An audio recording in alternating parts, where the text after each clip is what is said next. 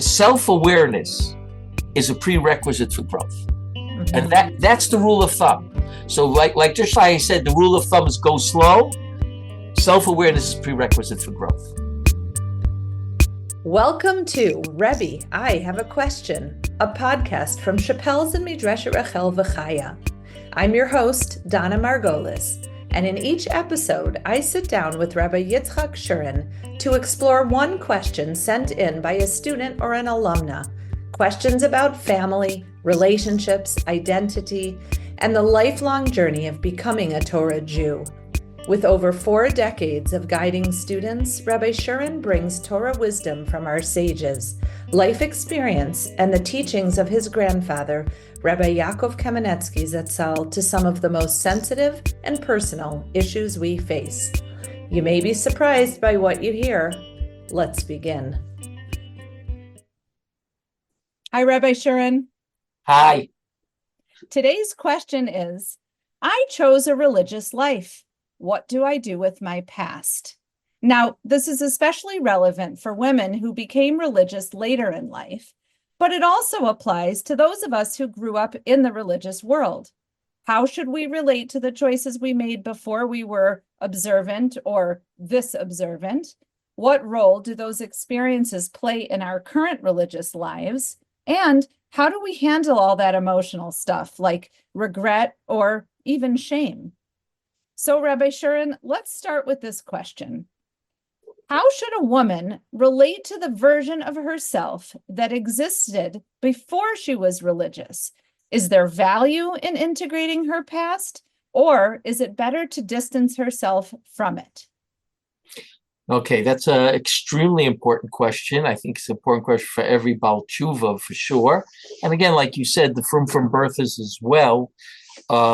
Sometimes they go through changes and they have to know, like, do I just put everything behind me, that I have no history, so to speak? And this I have heard from different people. I think I've had a discussion with Rabbi Yaakov about it, that he met certain Baalei Tshuva that all of a sudden didn't have a history to them.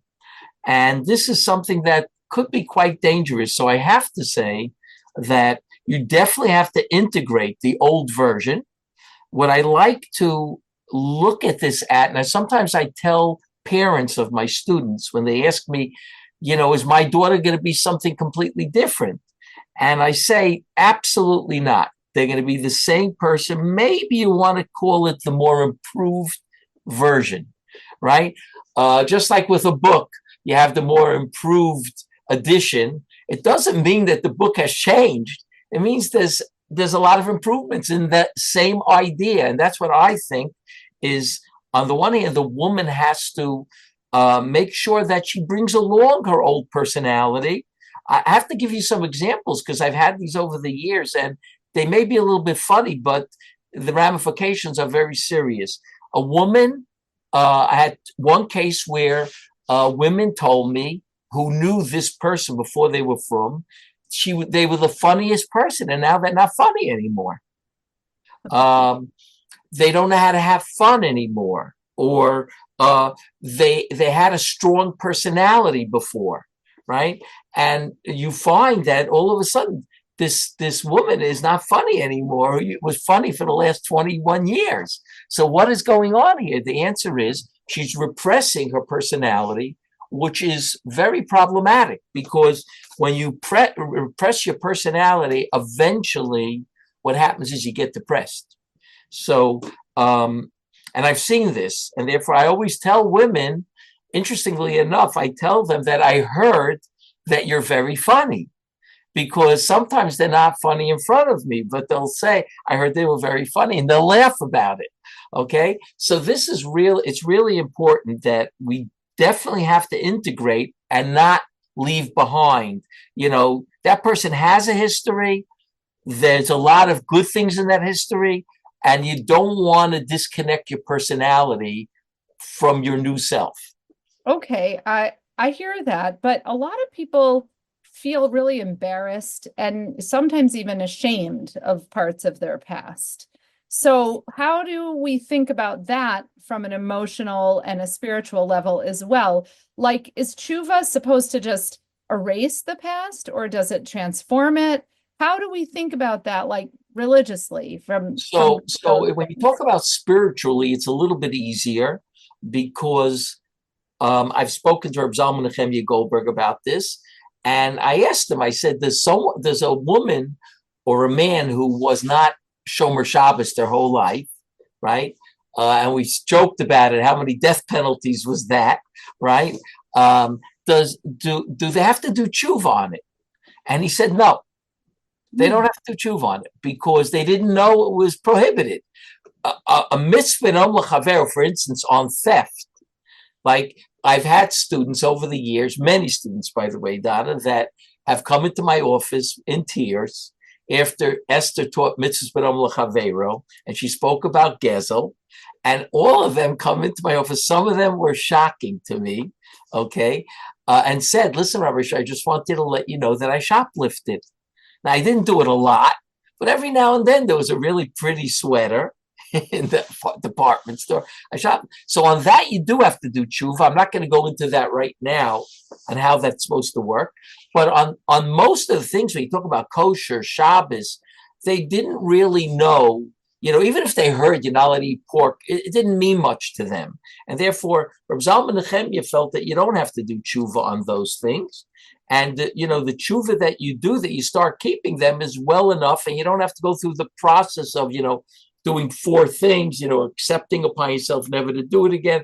It's part of the general process of tshuva, and that's it basically. So, on the spiritual end, I don't think they really have to worry much about these things. And again, even if it's a from birther that went off for a while, which we have many of those, right? When they come back on, so they do go through the four parts of tshuva, and that's it, and then you could really put it behind you, so to speak.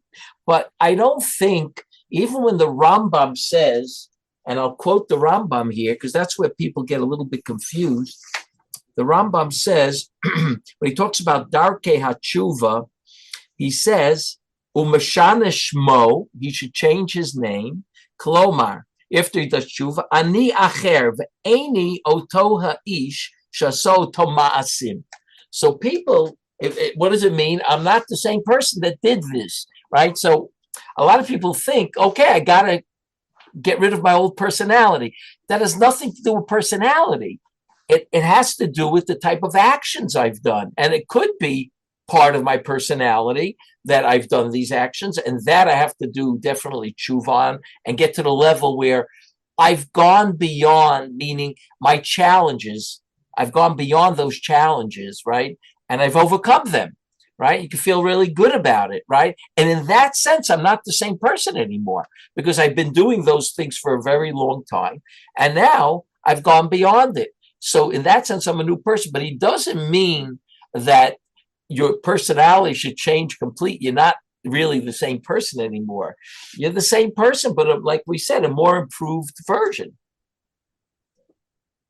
Now, as far as emotional is concerned, that's a little bit more sensitive, Okay, right? but before we get to Yeah. that, 'cause I do want to get to that, and I think that you're right that there really are two parts to this. But with all due respect, and you're not a naive person, so I think we can go deep together in this podcast. I think everybody Mm-hmm. here will feel comfortable with it. I'm not so sure that all of our listeners are feeling deep shame and regret about the fact that they didn't keep Shabbos or that they didn't always keep kosher. I think that there are many other things, right, that perhaps are more common in the secular culture that people feel more shame and regret about than those particular things. I think you can imagine what I'm talking about. Perhaps I don't know if I'm allowed to say them on the air, but I know exactly what you mean. exactly. I knew you would, but perhaps I'll just summarize it by saying like previous relationships or Right. things that are commonplace in the secular world, especially on college campuses and sort of out there in the world. From sort of lighter things to really, really deep things, right? Um, Right. So how does one deal with that on a spiritual level? Okay, so let me start by saying, the types of things I think we're referring to, a lot of times bring with it guilt. Not just, you're embarrassed or ashamed, right? But together guilt. So let me start by saying that no guilt. There's no guilt here. In other words, if you're ready to do, you know, if you're ready to do tshuva on these and and go beyond them, so that's what you do, right? But guilt doesn't allow you to move out of your space, okay? Because even if you've moved out, you still feel guilty, and I don't believe it's healthy guilt, and I'm not even sure it's a Jewish idea. People confuse it with other things, right? And being embarrassed or ashamed of what you've done can actually be a good thing. If you have the proper attitude, it could really be a good thing, because that really means if I'm embarrassed about something, I've grown out of it. So I'm not so worried about looking back at something and saying to myself, wow, I can't believe that I did that, right? That is, that's about, growing in life and, being embarrassed. If you did something against, even in the from birth world, if you spoke to your teacher in a chutzpahdik way when you were in 5th grade, right? And you look back on it, you're embarrassed. But there's nothing wrong with it. You grew out of it. You went beyond it, right? Maybe you even asked him for mechila at a certain point. But even if you didn't, the point is that you were a kid and you weren't acting the way you should. And now when you look back at it, it's embarrassing that I was doing things like that. But that's not necessarily me. It doesn't necessarily mean that I'm going to emotionally have a breakdown. I'm embarrassed. I went beyond it, and that's it. I think it's a good thing that I went so beyond it that I feel embarrassed about it now. But okay, but let's put it aside and let's go on. Uh-huh. Okay, so what about the emotional aspect of all of this? So I'm saying, so if you don't allow guilt in, guilt creeps into the emotional side of the person. So if you don't allow guilt in and you just feel emotionally embarrassed, right? I think it's easy to just like for that moment to feel embarrassed and then just, I'm the new version already. So let's go on. And Hasidus doesn't like when you ponder too much on your past Averas. Mm-hmm. Did God forgive them? So forget about them, put them in, just like what you do when you have old leftovers, you put them in the garbage, right? Mm-hmm. You put this in the garbage and throw it away. It's not any more part of me. And that's the problem, because like sometimes in the Litvak world, they don't let you live it down, right? So here's Hasidus. It's good to use Hasidus over here, because in Hasidus, you just put it away, goodbye. That's it. And that's what I feel you should do. Emotionally, it shouldn't have the effect that I'm always living with it. No, you're not living with it. You've done it. You've gone past it. You've overcome the challenge. You can be proud of it. You should be proud of it. And let's go on. I think that point, Rabbi Shurin, is probably one of the most important points that women across the spectrum should hear and should take with them as they move forward in life, because so often people are just riddled with guilt and emotional baggage. Right. And this really gives us permission to be able to move forward in a very healthy way with the kind of the stamp of approval that we really don't, if it's not serving us, the baggage and the guilt, we don't have to put it in our backpack and carry it along with us everywhere we go. I like the word that you use, serving. Because it is, if it's not serving us, so then it's doing something very negative to us, right? So that's what I think every man and woman has to think about. Is this serving me in my growth? There are a lot of men and women that told me that as long as they kept those things around, they couldn't grow. Mm-hmm. So you're right. It's generally not serving you in any positive way. Okay, so we've talked now about the sort of overall emotional and spiritual way to relate to this, but what about specifically, like interests or hobbies that were part of a more non-religious lifestyle, like the music that we listened to, books that we read or may still want to read, travel, friendships? Should they Right. be avoided, or can they still have a place in our life? Okay, so this is a great question, and I've been asked this question by many, many Balei Tshuva. Interestingly enough, the from birthers don't ask me the question, even though they've had a lot of past interesting friendships, a lot of secular music, sports, whatever, but they seem to be able to do it without asking the question, right? Maybe it doesn't bother them, which it could be is the Baal Tshuva is more honest and, really wants to grow. So, I want to just tell you a little story, a short story. When I used to go to the Upper West Side, and you remember there was Rabbi Wiles. What's the name of the organization? It's MJE. MJE, right? It's still there. It's still It's kicking. still there. Yeah, he's doing a great job. Yeah. So there used to be many times a kiddush used to have on Shabbat in the morning. You had a really nice kiddush. You didn't have to eat lunch after that. And inevitably, I would also meet from birth women at there. And I would sit down sometimes, and once in a while, raise, do you feel that you're living on the upside? Are you growing? Right? And inevitably, it happened more than once that the woman said, Rabbi Shurin, I'm not about tshuva. Right? I'm telling you, it happened more than once. So I would say to them, listen, I want to tell you something that is a big secret. Even religious from birth people have to grow. They don't start out being the Chofetz Chaim. You grow. Rav Hutner, my Shiva used to say, the Chofetz Chaim didn't start out by being a little Chofetz Chaim. He worked really hard to become the Chofetz Chaim, right? So that's the same thing over here. We have to, even the from birth world has to really grow and work on these things, and we're all exposed to them as a as a child, as a teenager. Do you mind if I bring some in, of my own experience? Of course not. Okay, so I lived across the street from Jack's Candy Store in East New York, right? He was a Jewish guy, secular, and it was like a real candy store. It had like that long thing with the seats that twirl around, right? It was long, and you could order an ice cream, an egg cream. I don't know if they know what an egg cream is. You could order like ice cream soda, and of course they had what's called a jukebox, which, by the way, I once saw in Milwaukee. I don't remember where, but I saw it in a store in Milwaukee. They had the old jukebox. I don't know if it worked or anything, but I walked in. I don't know where it was, but it was in your neighborhood, okay? And I know where it was. Know where it was? Yeah, we had a coffee shop called That's it. Perk. Right, And that was, right. The reason I know where it was is because in Milwaukee, that was the only place we could go. So surely I took you there. Yeah, okay, good. So I don't remember exactly the whole scene, but I remember seeing it and being surprised.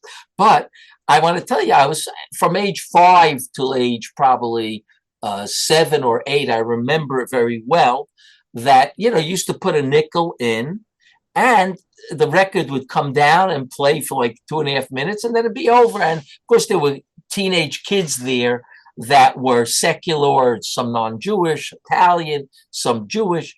And you would hear the music. So I went in there enough that I would constantly hear the same recordings until they changed them, right? So they did have influence on me. I have to tell you that I remember one song with your name in it, right? So it was called Donna Primadonna, right? So I remember it. So every one of us grows up with the culture, the secular part of the culture. Rev Scheinberg, Zichrono Livracha, still, when he was in his 80s, would ask people how the Yankees are doing. Now, he obviously didn't watch the game anymore, right? But he really was still interested. It made him feel good to know how the Yankees are doing. So you see that you can't separate yourself from your culture. You could improve on it. You could be careful about it, right? But yeah, Rabbi Yaakov used to always laugh about it. He used to say, I knew Russian literature very fluently, right? And Rabbi Aaron Cutler also knew Russian literature very, very well. So they did read, and Rabbi Yaakov sometimes quoted it for the guys when it was relevant, right? So, okay, Russian literature, I don't remember all the names of the different famous Russian authors, but they had a lot to say. In other words, we know the concept in the Gemara. It says Chachma b'goyim ta'amid. If that there is wisdom amongst the goyim. I mean, how much psychology can we learn from secular psychologists? How many good marriages can we create by talking by reading books by psychologists on Shalom Bayit? But I'm not. They don't call it Shalom Bayit. They call good marriages and stuff. There are plenty of these books that are excellent. So for us to sort of say like, we're living in this bubble now that we're from, that it's just simply not true. Reb Shlomo Wolbe had knowledge of secular psychology, which he majored in Berlin University, and he used it after he became frum. Okay, once you become frum, you see what works in the Judaism and what doesn't work. Okay, you do have to be a person that's somewhat critical, because not everything can work. But there are certain things, certain books, and again, I'm going to even go one step further. There are like novels. Okay, novels are a little bit more controversial, and there are novels that are very clean novels. Today, I don't know, but I know that, Esther told me that there were novels that were very clean, romantic novels that were very, very clean. And she knew the names of many of the authors and read them, right? It's a good way to spend your time relaxing, right? And, you can't just always, I relax. Shlomo Zalman Auerbach said to me once, I relax with a Mesilas Yesharim. I know that Shlomo Zalman Auerbach can relax with a Mesilas Yesharim, but I don't think most people relax with that, right? So some people actually get stressed out, but they certainly don't relax with it. So that's what I mean. We are a product of our society, of our culture, and we shouldn't deny it, because it'll come back to haunt us. Understand? So that's what we have to know. Let's say about books and music, right? If we were exposed to secular music, right? And again, we're talking about books and music that are appropriate. If they're not appropriate halachically, I can't tell you what to do. I have to tell you can't do it. There's no way. But there's so much music that is not inappropriate and books that are appropriate, right? That I feel you could certainly incorporate that into your life. And I want to add something that's, I think, very important. I think what we have to do over here is the first thing we have to know is, as the rule, slow growth. You can't do quick growth. Okay. So if you had the secular culture, which all our students have, or even the from birthers have it to an extent. If you have the secular culture, you have the books, you have the sports, you have the music, right? You can't just stop that suddenly, abruptly. It doesn't work like that. You will find yourself unhappy and maybe even depressed. I just want to read you something that I think is extremely important, because it comes from a very, very, I think, a high-level source, in my opinion. Everybody heard of Rabbi Aryeh Kaplan. He's a legend mostly in the Baal Tshuva world, but also in the from birth world. And his book, The Speaking Silence, he says the following thing in the name of the Kloisenberger Rebbe. Okay, and it's important that it's the Kloisenberger Rebbe, because you're going to hear what I'm about to say. The Kloisenberger explained that this was what happens to those who want to zoom up overnight. Okay, this is very important. A very important lesson for the Balei Tshuva, those who return to Judaism. The first thing that is often done with the Baal Tshuva is to try to lay the entire load on him all at once. Very often, the person's psyche is so devastated by the process of becoming observant that he or she becomes mentally unbalanced. Okay? Somebody says to him, today you start keeping Shabbos and tomorrow you wear Hasidic garb. Right? The payas start growing the next day, right? You have to make over your entire self-image. You must speak only Yiddish, and it doesn't matter if you don't understand what you just said, right? That's what he says over here. Um, and you can only use your Hebrew name from now on, and in some cases your Yiddish name from now on, right?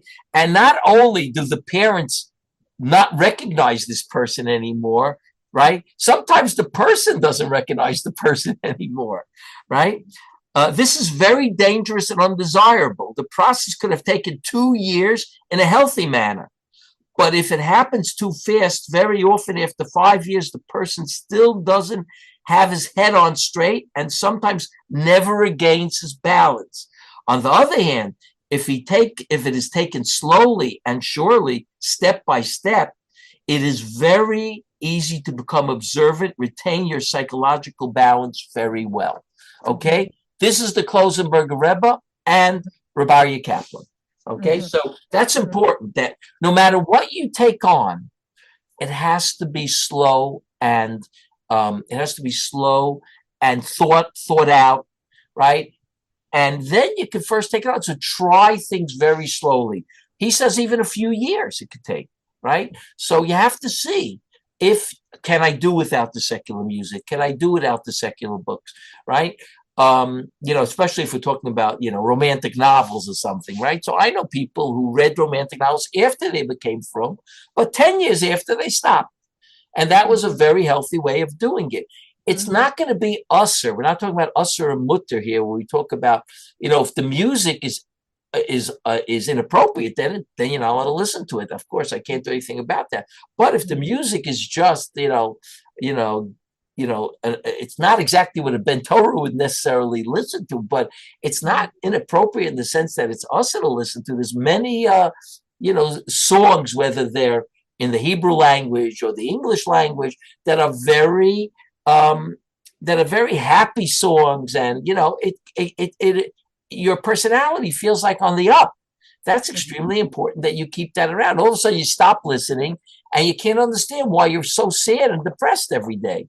And the answer is because you just cut off your arm. You just cut off a piece of your personality. That's not going to feel good, right? So that's what you have to know. I just want to make a mention because we had a student at Midrash Rachel that wrote a book she called it How to Get Deeper into Torah Without Going Off the Deep End. Now, the book is, I could just show it to you, right? It's a great book. She never put her name to it. She just signed it as Friedman the tutor, because she was a tutor at Midrash Shul. Eventually, after she became a student, she became a tutor. And she was a very unusual woman in many, many ways. I mean it in a positive way. So she saw people becoming frum and going off the deep end, right? So she has, of course, don't going off deep, but she has pictures over here of people falling off the cliff, right? Because that's what it really means. And she talks about on the first page, don't get so excited with your new script that you destroy all the old props and scenery, okay? It's great that you want to explore who you might become, but don't do it by losing touch with who you are. Okay. And then she goes through actually your things. She talks about don't suddenly give away your old books or throw out your old favorite music. Keep contact with your old friends. Okay. And we'll discuss this in a moment about friends. Continue to use your own name. By the way, I want to tell you, I have women, okay, that when I talk to their parents, I still use their old name, even though they've been frum over 20 years. Okay. The parents cannot use the new Hebrew or Yiddish name because they just can't relate to that being their daughter. Right. So I will still remember that I have to use the old name because that's what it is. And if a woman uses her new name, if she's comfortable with it, great. But if there's something missing because of it, then she has to rethink it, whether she wants to really have that name just because it is a Hebrew name or a Yiddish name, right? So she says, Don't hurry to declare that you are too religious now for your library, your family, your profession, your artistic life, or your old hobbies. Such radical changes will only become appropriate for you to consider several years down the line.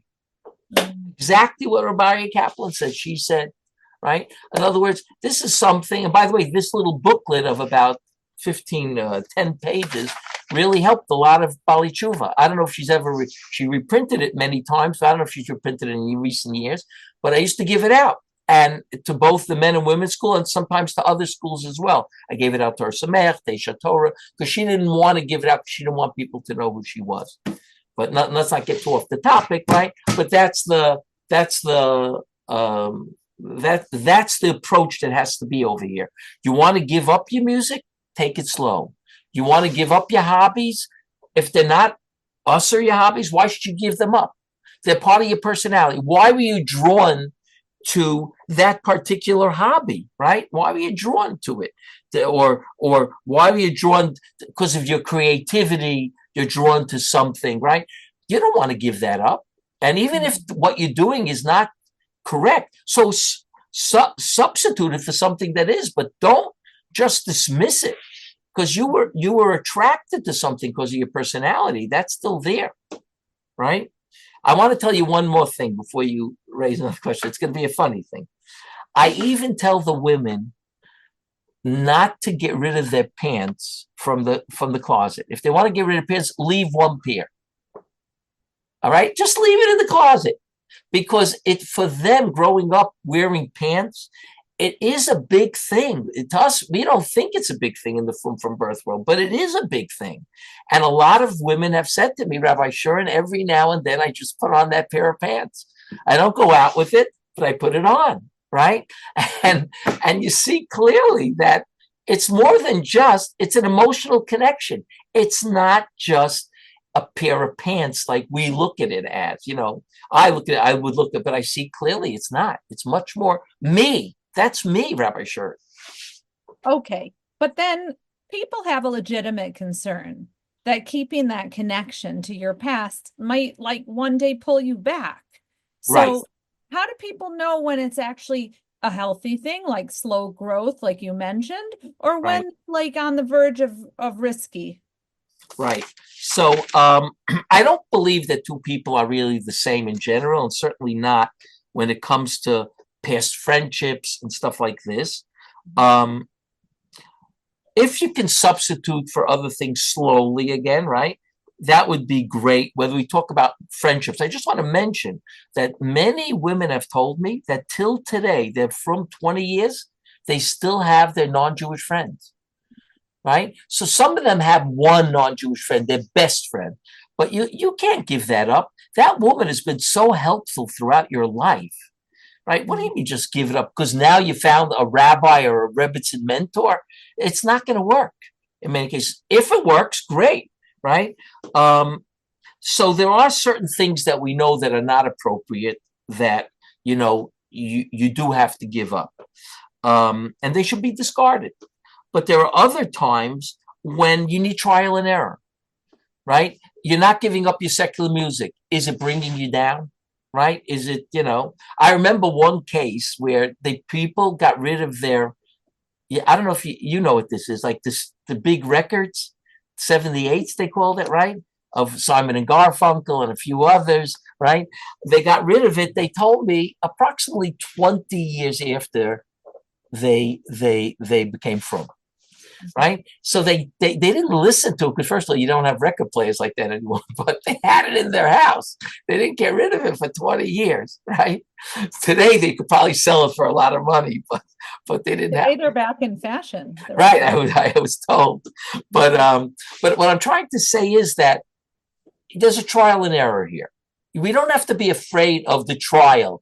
It's bringing me down, so I have to stop. Why are you afraid to be, especially you have to be self-aware. That's what we always have to be, self-aware.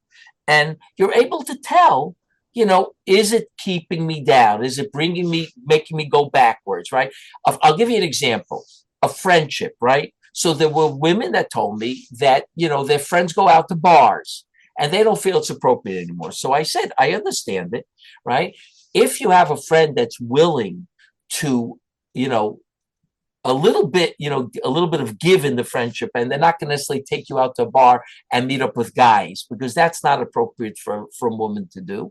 That's great. And I said, you could sit at home. You could go out to a kosher restaurant or something I'm talking about a really good friend. But once the friend says, or, they're talking about things that are inappropriate, whether it's men or different types of things like that, and they're using 4-letter words, right? That's not appropriate. That you don't have to do trial and error on that. That's not appropriate, and that you have to. But many times people have friends that are conservative more, and they don't use the 4-letter words. And even if they do, they won't use it in front of you, right? And that could be very appropriate and very helpful when you have a really good friend. It's happened many times, Donna, that women have told me, I can't give up this particular friend because she was extremely helpful for me. And I want to say one thing more, which is a little bit of a chiddush, that I've had cases where they have guy friends that were, they weren't relationships that were, they were more, what's the word they use for those relationships that have nothing to do? Platonic relationships. And even though the guy's not necessarily gay, right? Because then it's really platonic, right? But in some cases it was like that, right? But even if he's not, he got married, he's got family, he may not be Jewish, right? And now and then they will write each other about different issues that come up in life, and they still talk about it. I see nothing wrong with that. Just like you will go to a non-Jewish psychologist, right? I don't think there's anything wrong with that. You can go have a non-Jewish friend that has given you so much in life. When all of a sudden you cut yourself off, right? First of all, it could even be a chilul Hashem for the person that you all of a sudden cut yourself. Secondly, even more important, chilul Hashem is, you can't measure that. That's really important. But you could cut your personality off, and that's a big problem. Mm-hmm. So it sounds like what you're saying, just if we could sum this up in all of these questions, is that knowing yourself really well and being able to gauge how you're feeling when you're interacting with things from your past. If it's correct. If that's it's a good way. bringing it down, bringing you down. So I think you said it really right. Self-awareness is the most important thing in any growth. Mm-hmm. In any growth. Mm-hmm. It doesn't matter in this case, again, if you're from what